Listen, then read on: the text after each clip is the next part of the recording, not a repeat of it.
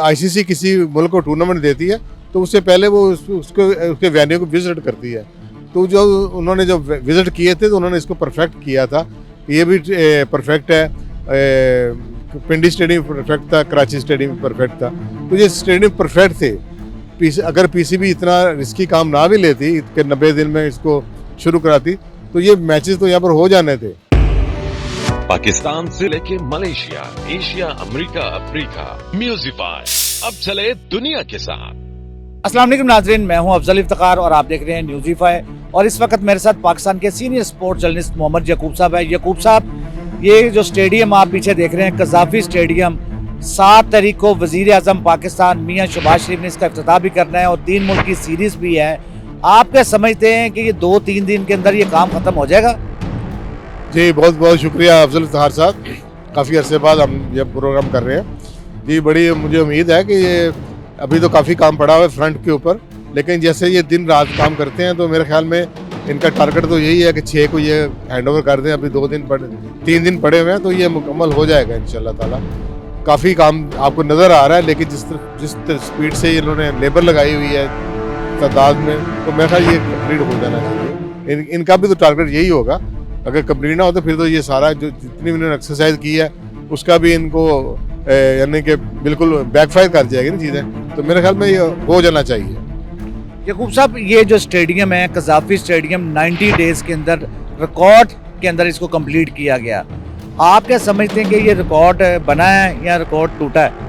नहीं, मेरा ख्याल ये नया रिकॉर्ड ही होगा, स्टेडियम के वाले से नया रिकॉर्ड होगा। लेकिन ये दुनिया में अब जैसे आपको अफसर साहब पता है कि ये कंस्ट्रक्शन जो इंडस्ट्री है ये बड़ी डेवलप कर चुकी है, इसके पास बहुत मशीनरी आ चुकी है, दिनों में ये चीज़ें तैयार हो जाती हैं। तो उस हिसाब से अगर देखा जाए मॉडर्न टेक्नोलॉजी की तरफ जाएँ तो ये पॉसिबल था, 90 दिन में भी हो सकता था। लेकिन ये पाकिस्तान में ज़रा अभी लोग यूज़ क्यों नहीं है ऐसी चीज़ों से। इससे फास्ट टेक्नोलॉजी भी है जो अगर वो भी इस्तेमाल की जाती तो ये शायद 2 माह में भी तैयार हो सकता था, लेकिन वो कॉस्टली होगी। लेकिन ये भी बड़ी हिम्मत है कि 90 डेज़ में ये अगर तैयार हो गया तो ये एक क्रेडिट तो जाता है पाकिस्तान को कि पाकिस्तान ने एक चैलेंज समझ के इसको किया और कंप्लीट कर दिया। यकूब साहब, देखिए कज़ाफ़ी स्टेडियम था, अगर उसी स्टेडियम के अंदर चैंपियंस ट्रॉफी करवाई जाती ज़्यादा अच्छी बात नहीं थी? हाँ, ये आपकी बात बिल्कुल ठीक है। वो स्टेडियम बिल्कुल परफेक्ट था, जैसे कि पहले भी खबरें भी छप चुकी हैं कि वो स्टेडियम बिल्कुल परफेक्ट था मैच कराने के लिए। जब आईसीसी किसी मुल्क को अपना कोई टूर्नामेंट देती है तो उससे पहले वो उसके वेन्यू को विजिट करती है। तो जो उन्होंने जो विजिट किए थे तो उन्होंने इसको परफेक्ट किया था। ये भी परफेक्ट है, पिंडी स्टेडियम परफेक्ट था, कराची स्टेडियम परफेक्ट था। तो ये स्टेडियम परफेक्ट थे। अगर पीसीबी इतना रिस्की काम ना भी लेती कि 90 दिन में इसको शुरू कराती तो ये मैचेस तो यहाँ पर हो जाने थे। ये तो इसमें तो कोई दो राय नहीं है।